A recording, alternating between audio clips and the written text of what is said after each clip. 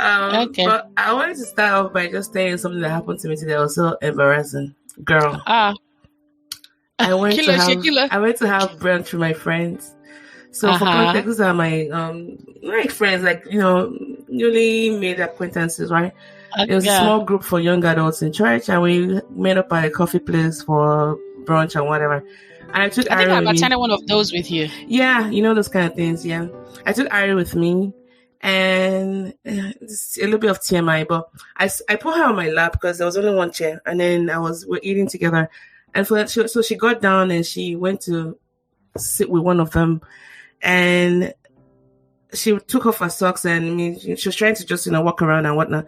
Anyways, all of a sudden, we're about to leave. I was like, "Oh, where's her socks?" And we found one leg, but we didn't find the other leg.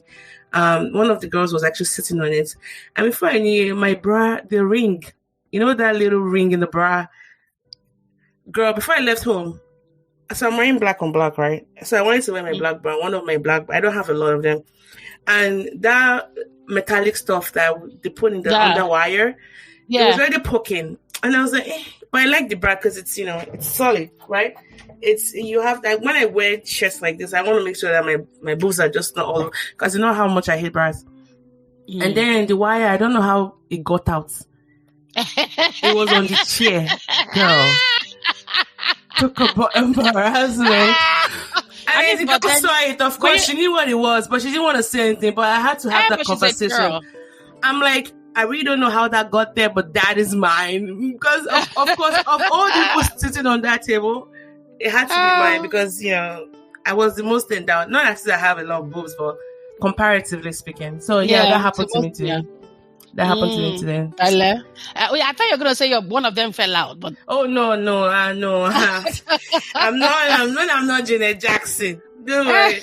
I haven't reached that level of popularity yet.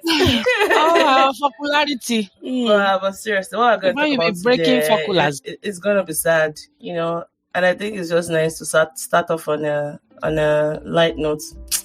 But before I do that, how are you doing? Let me do a quick check-in. How's your week? I'm good. My week has been so it's been snowing pretty hard here in Minnesota. So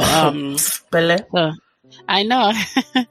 So that has a way of just, getting to you, and I have to physically go into work. So it's just days like, this week, I just really wished I worked remotely. So, right. But I also know me. I love interacting with people. So I know. But at least having that option, right? Having the option. And it's not only when I'm not feeling well, then I can work from home. It's just, I used to have that option, and I don't anymore because it's a different job and the expectations are different. So I'm still adjusting. So it's going to be 2 months, 2 days from on Monday. It's going to be 2 months. So it's still a bit of an adjustment for me to not be able to just say, I'm going to work from home today. But anyway, but I'm good overall. Just keep pushing for that opportunity. Maybe. Yeah. Anyways, this week was my finals. So exams are over, semester is rounding off, and we're supposed to turn in our final grades. And of course, you'll get all the emails. Dr. Mao, I'm just, X amount of points away from the next letter grade. Any extra credit? And I won't lie to you. Of course, I want to give you all the credits you want, but it wouldn't. You have to strike that balance between, what is appropriate to do and what is not appropriate to do. And I feel it. I understand. And my course is a 4-unit course, and I really sympathize with my students because I have been there, when I'm just this close.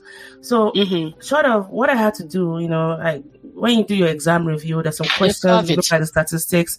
No, I don't even cough. I looked at the statistics. If a question is not performing properly, we use what's called point by serial correlation. We want to discriminate between those that have mastered the content versus those that haven't mastered the content. So anyone that has 0.2, it's not like a good question. Either it's too easy or too difficult.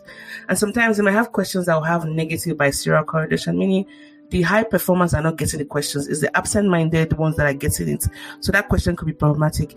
And every time you do your exams, you have to do a review. So I gave them some points back from one of the questions that was kind of faulty because only 11 out of 50 people in class got the question right. And then I just did a discretionary bonus point because, again, I saw some people that were really close, and it's a thing of pride for me to know that I have more A's in my class than B's, and all of that. Yeah. But, I mean, what I also had to do this week was kind of to empathize with them. I know they think that, oh, you have all the points, just give it away, but you have to also follow due process. So I've had to do some counseling. Like, I understand that you're distressed about your grades. Now, nobody's feeling the cost, by the way. I had 20 something A's, 17 B's, and 2 C's. Wow. It was a good distribution. But of course, some of the B's wanted to be on an A, and I will always remind them, this. Because I already gave you guys, X amount of points. Otherwise, you'd be so far away. So that kind of got me a little bit down because, again, I really wanted to sit in the moment with them and let them know I understand, not that I totally understand everything you're going through, but I understand. I want to also give you credit because you worked hard to actually get the same grade you have. So yeah, that was just like a little bit of a downer for this week. But otherwise, semester is over. Thank God. The semester was successful. But how many weeks off? 2 weeks, and then we're back to the whole grind. You'll take it. I'm taking it. Like 2 weeks, even like a stretch. It's more like some days and more, but I'm adding some extra days to it because I can't come and kill myself. So that was it, Sha. Thanks.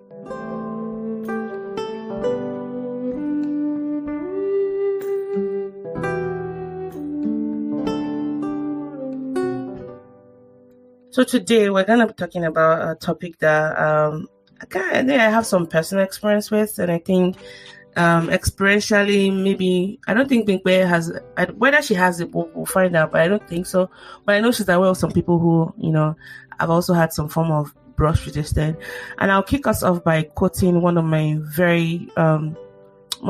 favorite comedians and actors who is now late. He actually passed away as a result of this topic we're going to be talking about. And FYI, this is a sensitive issue. So if your kids listen to this, maybe this is the time you need to turn off because it's very sensitive content and trigger warning. We're talking about something that is, quite heavy.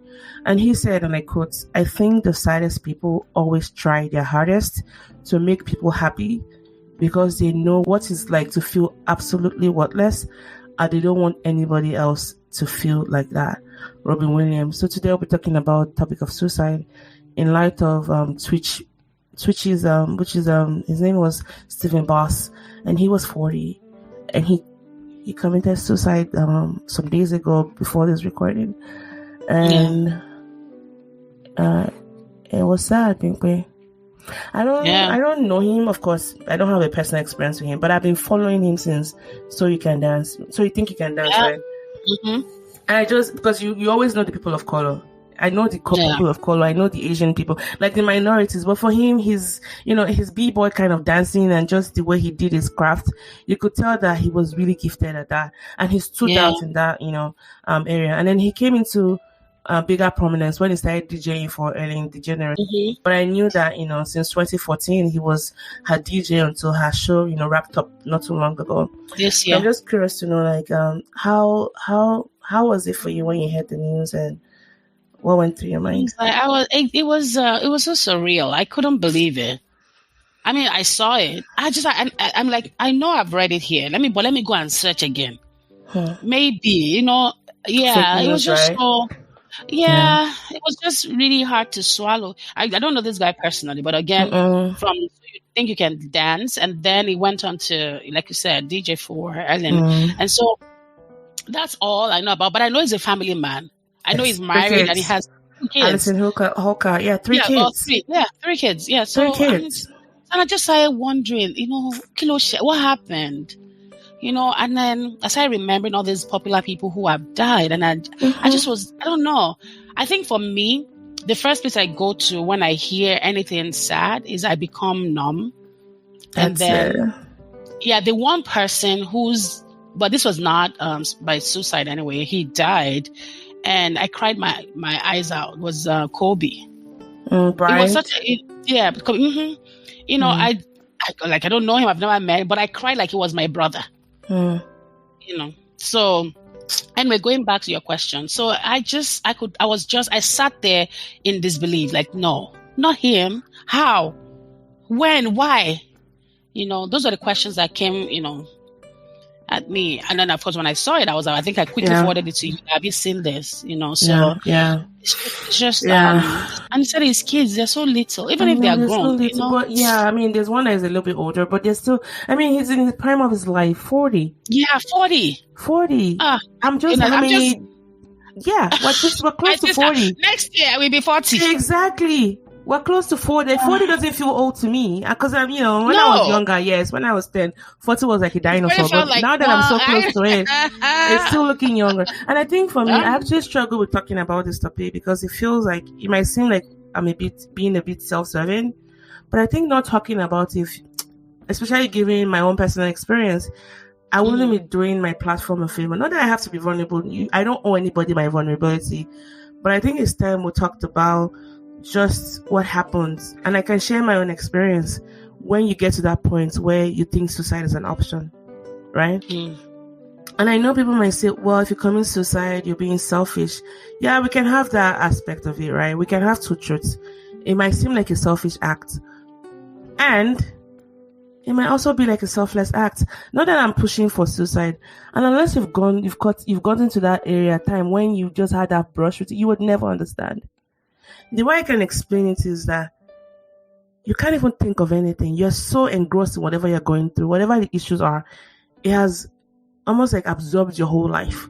And there was an analogy somebody shared a while ago, which I would like to recycle here. That suicide feels like your house is burning, it's on fire.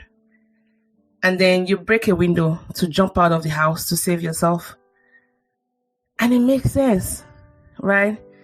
And unless you've gone through that kind of thing, you will not understand why. It's not like you don't think of the fact that people who will be left behind will feel so bad that they couldn't get at you or get to you. As a matter of fact, it's the reverse feeling you feel like. I feel so weak. I feel so diseased. If I took myself out of this situation, my family will be better off. That's the mindset. Now, I can't speak for everybody. That was my mindset. I need to get rid of myself because I'm just the weakest of this bunch. And you're only as strong as your, weakest player, whatever. So, and I know I've been seeing a lot of comments of people saying, oh, how can he leave his wife? He's so selfish of him. And how come the wife didn't know? Because he didn't drive his car. He left his car keys and went to a motel. How come they didn't know until they had to check out and he wasn't checking out? And then the hotel staff went to check in and they found out he was dead hours later. How come nobody had the gun? I mean, we can keep going on and on. It's definitely going to leave us with a lot of questions. But I think what I would like to just focus on is like the importance of just mental health and maybe providing some form of support to those who might be going through that. I don't know if you had anything you want to say, maybe. So, this is my first time hearing you talk about this. But I've had a brush with it. Remember when you drove to Boston? When you drove to Boston, come and say. So I honestly thought it was for the other reason. It's part of it, though. Oh, okay. So that's what I thought. You've never heard me say this? Girl, I was in the car one day and I remember talking to you about it. I felt like you were one of the people that talked me out of it. You don't remember? Oh, I don't. So, see, it must, and that's the thing about significance. Yeah. So it must, because for me, so while you were talking, my ears, wait, there's some incidents I don't remember because again, it's fine. Don't worry, I didn't forget. So, because I honestly don't remember, but I remember driving to Boston. Yeah. And I remember, it was for the other reason. Yeah. So, and I think that for me overshadowed anything else. Yes. From that conversation. I think so. So because that other one to me felt like a bigger conversation than, the other things. And I think what happened was because that was kind of recent. I mean, my listeners that follows, they probably already know. It's about when I had my pregnancy loss and, things were going, and this was 2014. But Bimpe drove all the way from Maryland to Boston on a whim because she sensed from my voice that there's something off with this person. And I always go back that still is a gesture that tomorrow I always keep mentioning because it meant a lot to me. And I know even that weekend when you came, we didn't really talk about it. No, we just spent time together. That's it. Yeah. When she went to the mall. And I think it was towards the end that we kind of talked about it. Yeah, but it wasn't like the main focus. And I think it helped me, and it's what I've been trying to replicate with my friends when they reach out to me that are going through stuff. I try not to talk about the issue when they're not ready for it. I want to give them, like, make them, like, even the simple things, maybe go watch a movie together or just laugh about something funny. Like, show you what it's like to be human again, Yeah. And I'm so sorry. I really honestly, so as we're talking, I was trying to remember that. Why are you apologizing? No, because that's very significant. Ugh, girl. Yeah, it's very significant. I'm glad you're here to tell your story. Yeah, nobody telling it for you. I mean, 8 hours trip going through those expensive toll roads through I-95. Yeah, and it's not good. That's what friends are for. I mean, some people don't have that capability to. But we are quite receptive. That's what I want to say to you. You're very sensitive in a good way. I know not everybody has that capability to be able to key in. Because it wasn't like I called you saying, I think we're just having a conversation, and I think my thoughts were just getting darker. Whatever it was that made you drive all the way. It wasn't just a regular, I'm sad. And I'll say this, I still have a touch of depression here and there. I don't think it's ever going to go away. And I've come to terms with that. Because at the back of my mind, I always want to be joyful. Always, always. Because as a Christian who professes my faith, I know one of the fruit of the Spirit is joy. But I will let you know, it's hard sometimes. Like, my outlook to things have become darker. So much so that, because some things happened personally, which I know Bimpe, about, that pushed me off almost to the edge this year. And I had to go on medications for anxiety. And that has been a lifesaver for me. I'm still in therapy. And on some days, it's so hard to get out of bed and do things I'm supposed to do. But I still do it, And I'm not even... I pray to God to kind of take away just this, dark feeling like that kind of... almost like a dark cloud that looms around my head. But I've learned to make friends with it, because it's probably there for a reason. I don't know why.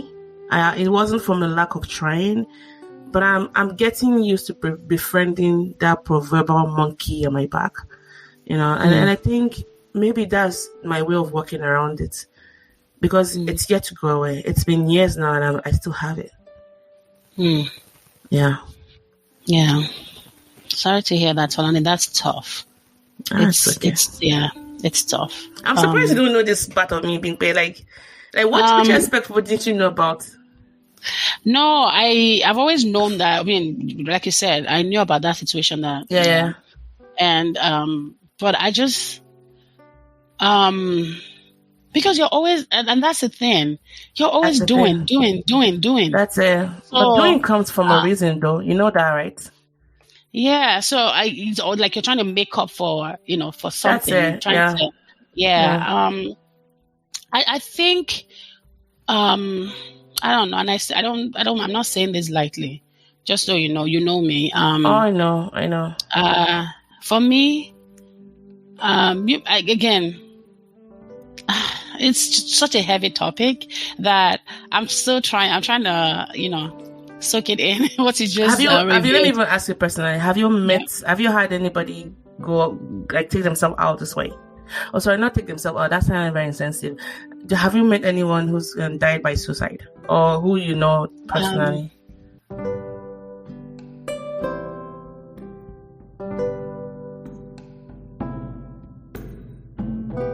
I know someone who did. Did they succeed?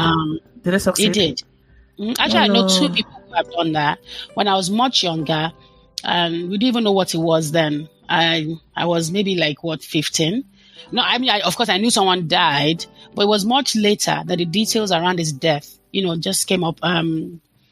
Brazan, very spiritual.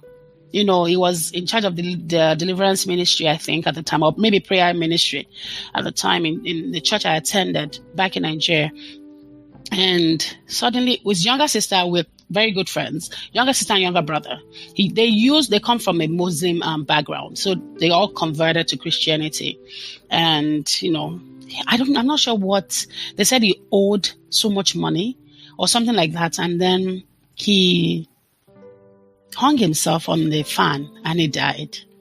And that, I mean, it's just, so death by hanging, I was 15 when I first. And that's saying something, because how you go also, it also gives some tangential evidence to whatever you were going through. Yeah, so it was not later that, the news around, why he did it. I know how Nigerians are, Africans are around the issue of, first of all, around the issue of death. And then to now say to die by your own hands, right. It's just, and he's going straight to hell. All of these conversations, it was just, so I guess at the time, I didn't realize how bad. Of course, my friend lost a whole brother, a whole human being. So that was my first experience with that. My second experience with it was here in the US. It was a doctor from Nigeria came to Johns Hopkins to further his education. So he did his MPH at Johns Hopkins. So you're thinking, okay, sound solid.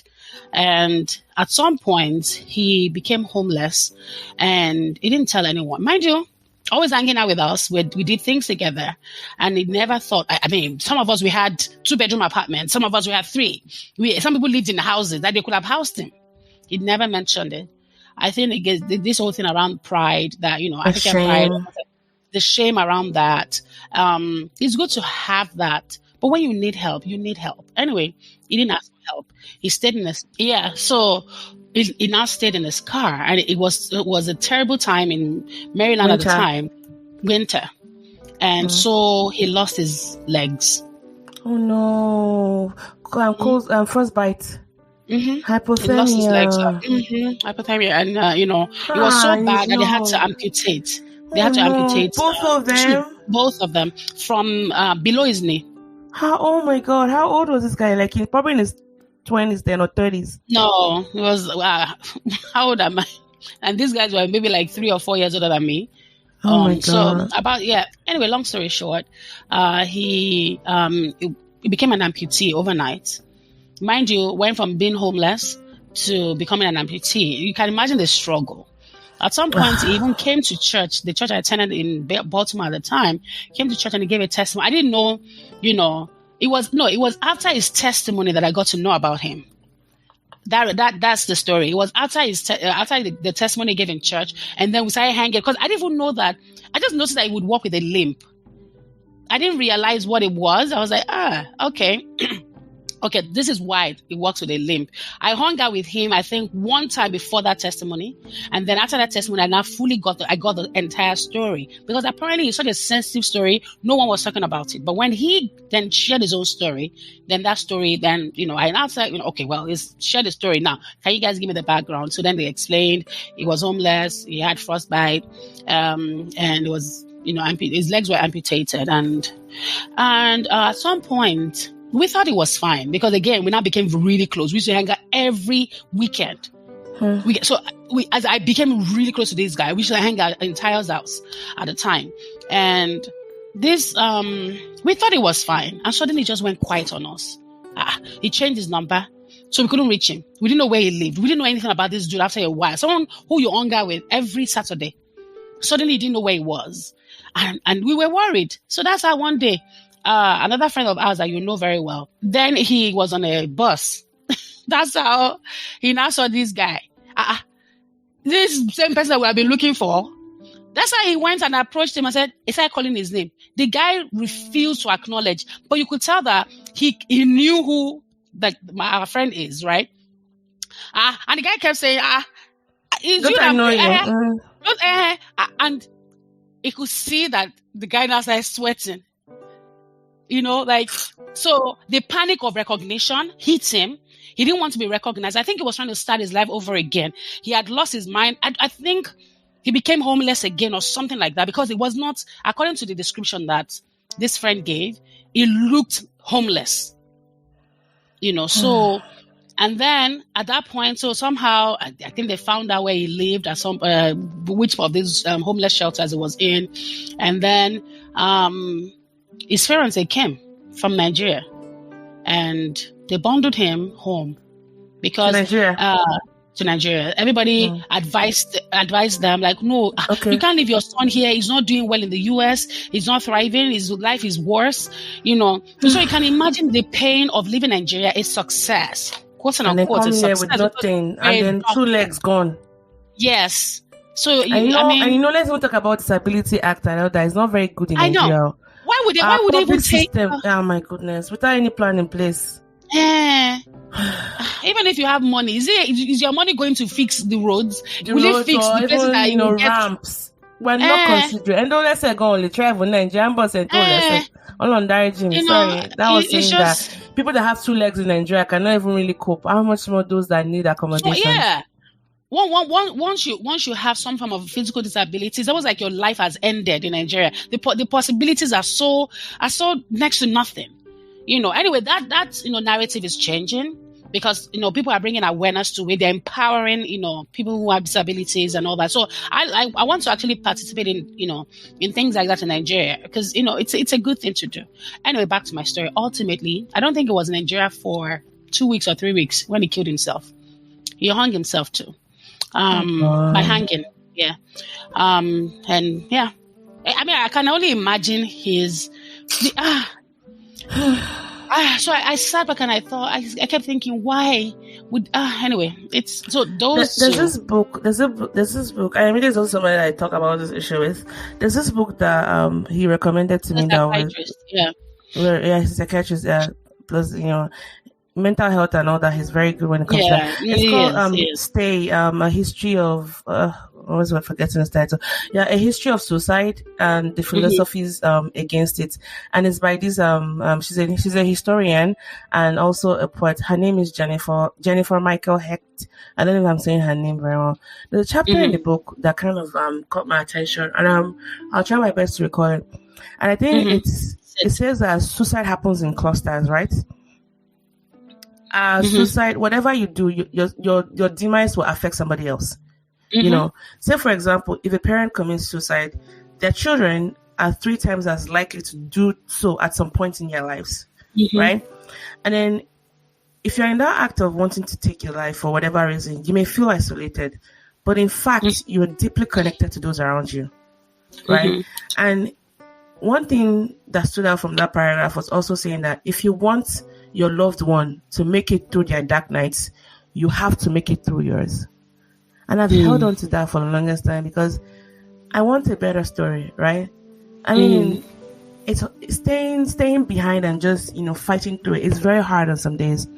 But I want to have a better story where I want to show, especially my daughter, that you can walk through things, like you can thrive through things. And I think that's the message that I like to bring out today. Like whatever you're going through, it's going to get better. Maybe not as best as you want it to be, but just try it. It's not try suicide, I mean, but like try staying. Give staying here a chance. It's gonna get better. And I'm glad I didn't take that when I was at the takeoff. I mean, I've had, because they talk about stages, right? Do you have an active plan? They walk you through. Have you thought about how you're gonna go? Now there's always like one step before. I'm always like, I've been only one time that I've been one step before actually doing it. Other times it's just been like, so when you think about stages of change, pre-contemplation, contemplation, action, maintenance, and whatever, I've always been around that pre-contemplation, not like, only one time that I've been on contemplation, just before action, right? And I thank God that I look back now and I will have missed out on so many aspects of my life, and I don't know what the future is going to be like. I know even after recording this, I might feel somehow, I might even feel maybe a bit more depressed because I've talked about something that I know is still ongoing. It's not like I have, I've overcome it. This is still a present progressive in my life. I might feel somehow even talking about this afterwards, but I'll fight through it, and this is the hope I would like to give to anyone listening to this. I don't know how you feel, but as someone who has gone through this and thought about just taking myself away from whatever I was going through, it gets better. Is all I'm just trying to say. It gets better.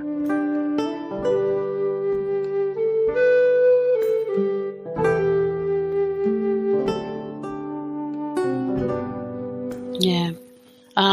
It does. Again, I've experienced deep despair, deep persistent sadness, but it was because of like series of events. Yeah, it was because of a situation, a series of events that led up to that point. So it wasn't just a random thought. It wasn't just a random feeling.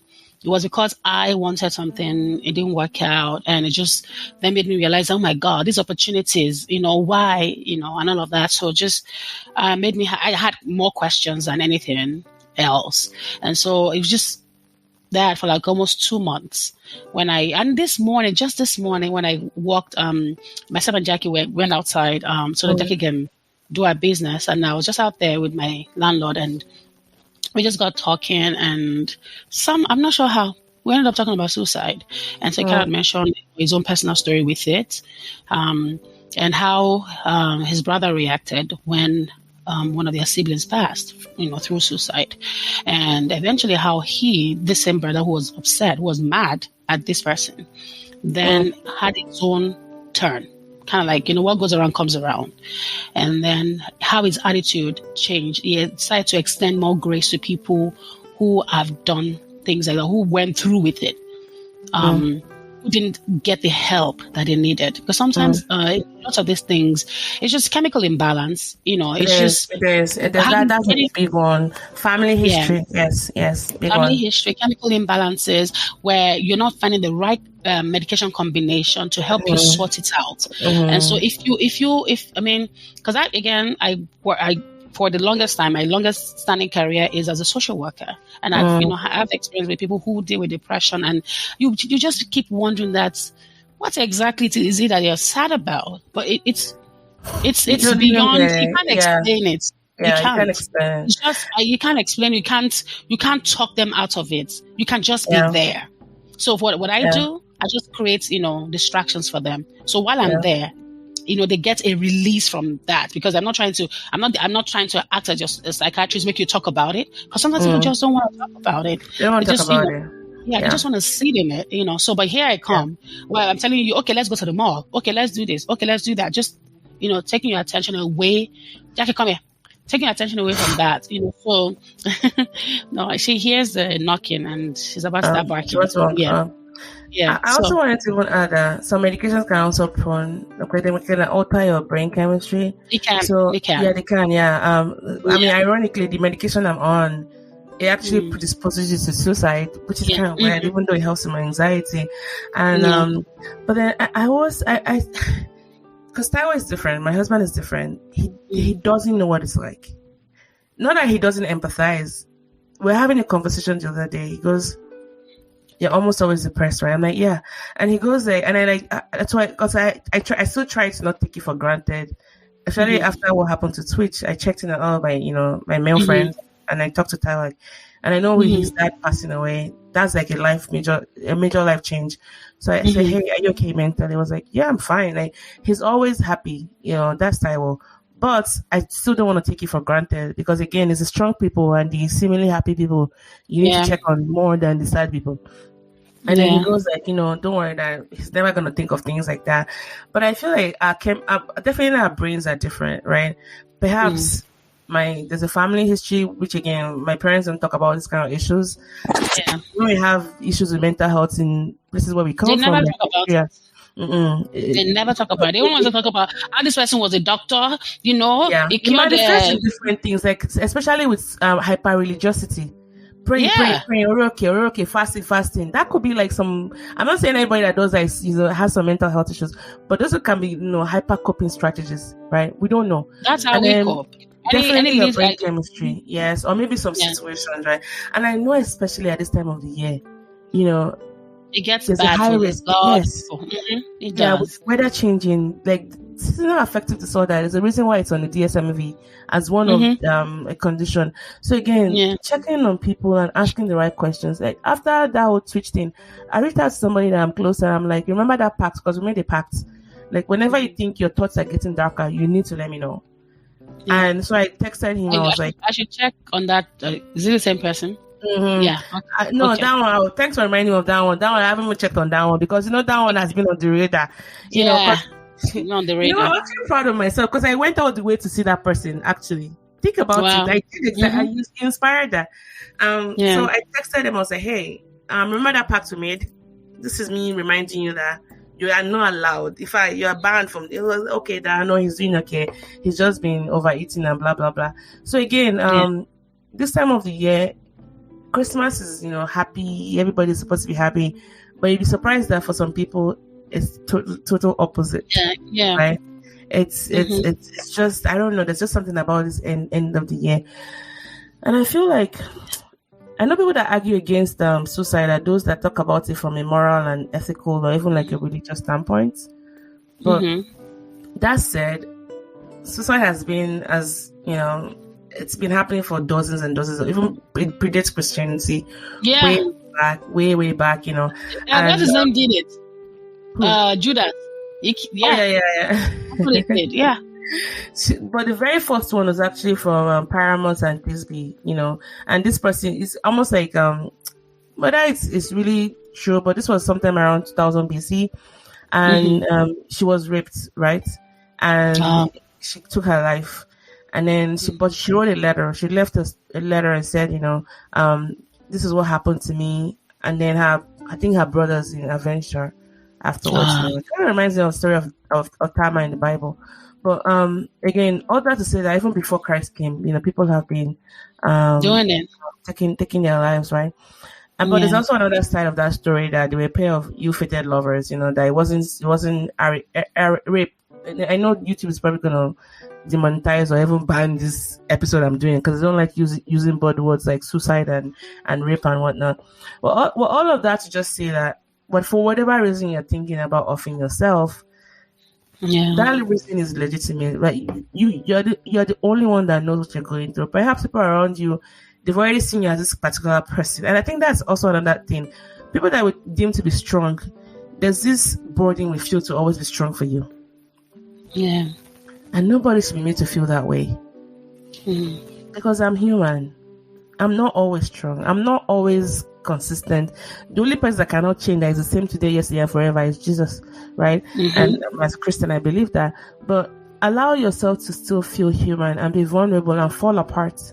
This young gentleman who offed himself, I don't know what he went through. Only him, maybe his family might know the exact reason what he was going through. But I think his wife said something about how in the past few days before he killed himself, he changed a little bit. I mean, the last video of him was he and his wife dancing to. I saw that. I mean. Yeah. So one thing, I will say, again, I've never had to deal with what you're describing, at least not in that way. But it's something that I had to do. I don't know. Not that, you know, this is coming up. I realize that it's something I do intentionally where I'm constantly in a state of contentment. I'm constantly in a state of contentment. Growing up with little helped me to, not like I'm content with being little, but I'm always in the moment. Okay, this is what I have. I want more.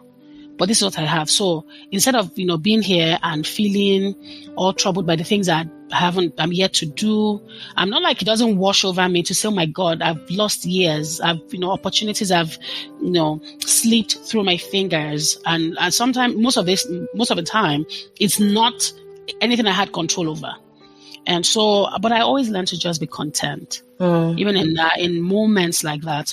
Where I think about like, well, Bimpe, you know, it could be worse. That's what I tell myself. Bimpe, you know, it could be worse. And so in the moment, I strive really hard to always live in the moment, to be content and live in the moment. Because otherwise I will lose my mind. Because the scripture that says that, why borrow trouble from tomorrow? There's enough trouble for today. Yeah. So I tell myself, if it's outside of my control, if it's something I remotely cannot control. I have no way of making the outcome work in my favor, then leave it. That's it. Yeah. I just leave it.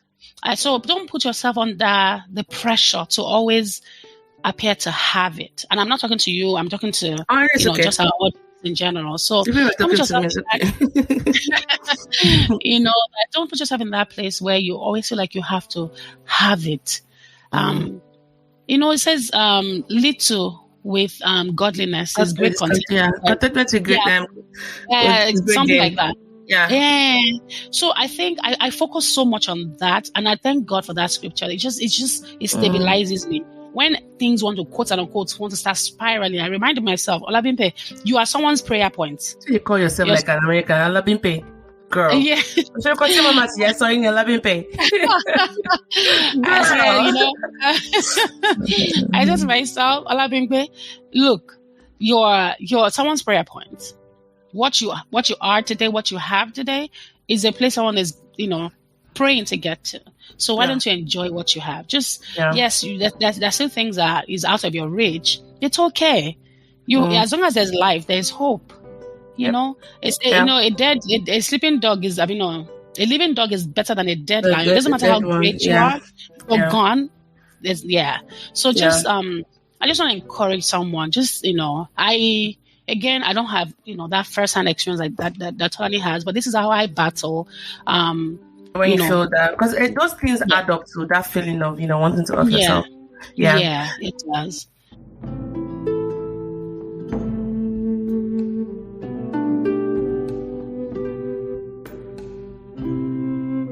It's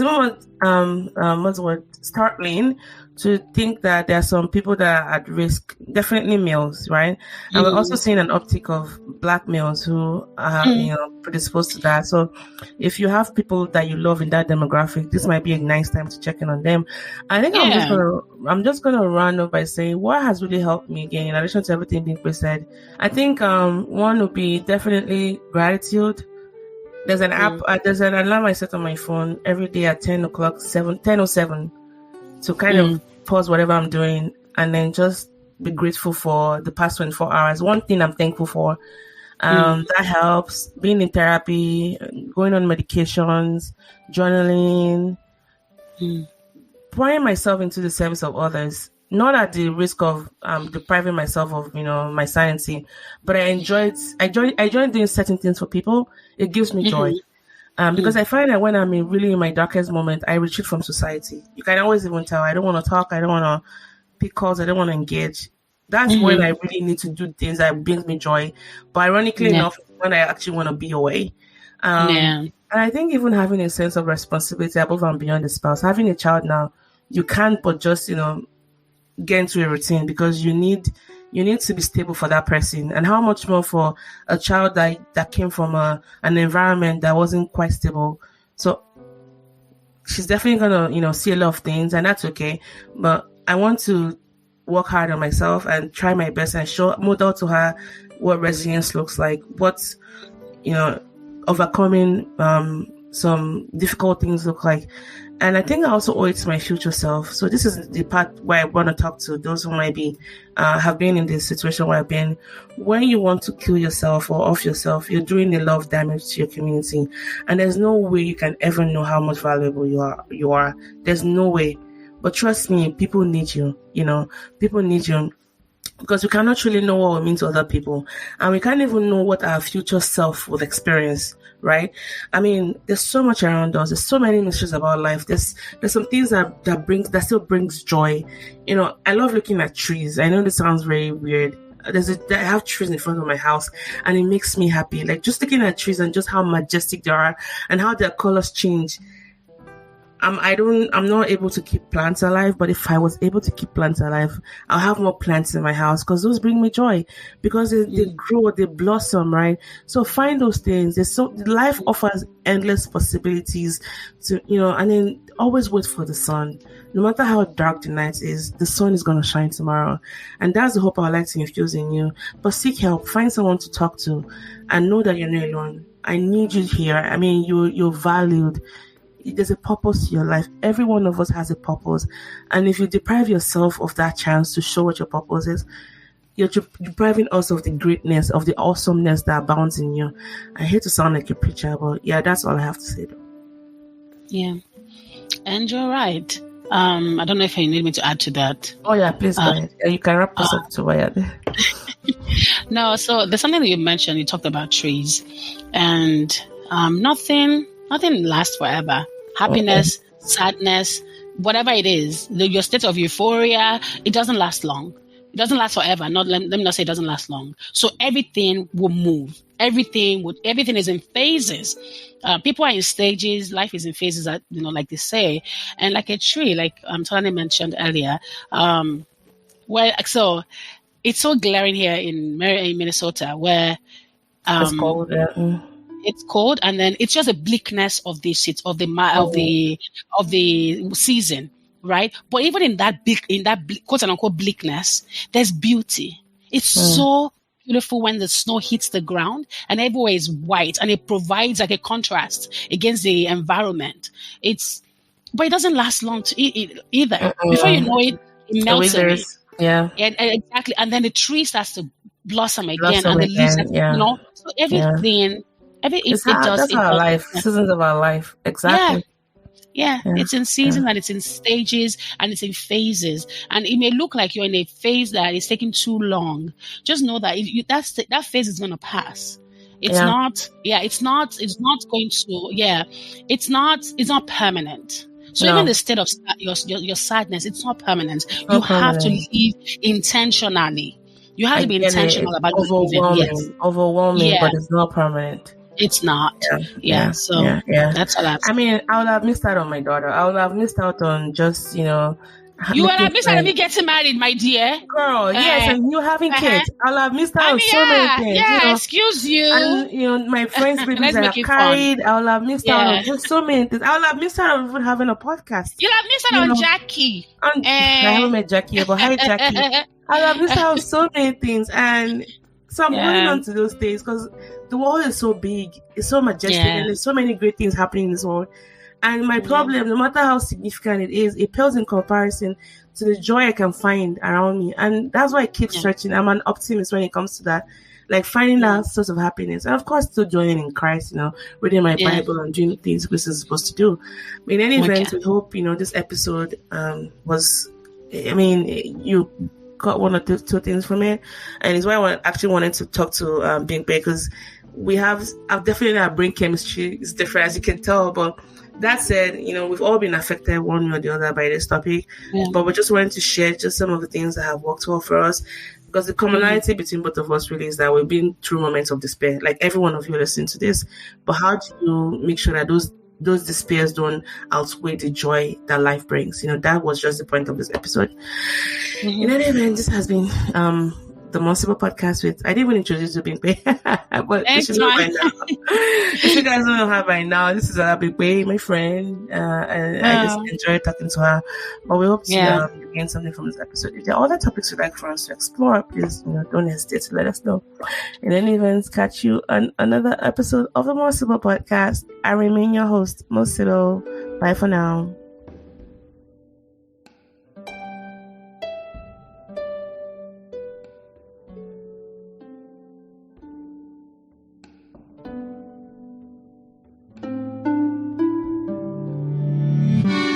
Thank you for listening to this episode of the More Sibyl Podcast. Well, guess what? There's plenty more where that came from. So visit our website at www.mosibyl.com. That is www.moresibyl.com, where you can find hours of other binge-worthy episodes just like this one. And while you're at it, please don't forget to subscribe and leave us a rating on Apple Podcasts or Podbean, as it encourages other awesome people like you to listen to the podcast as well. We are now officially on Podbean. It has an app. You can catch up on missed episodes and also get a notification when we have new episodes. Do you have a question for our guest, feedback on the episode, or a suggestion for a future guest? Then please get in touch with us by sending us an email at talktomo@moresibyl.com or connect with us via Instagram at the More Sibyl Podcast. Cannot wait to hear from you, and thank you so much for always listening.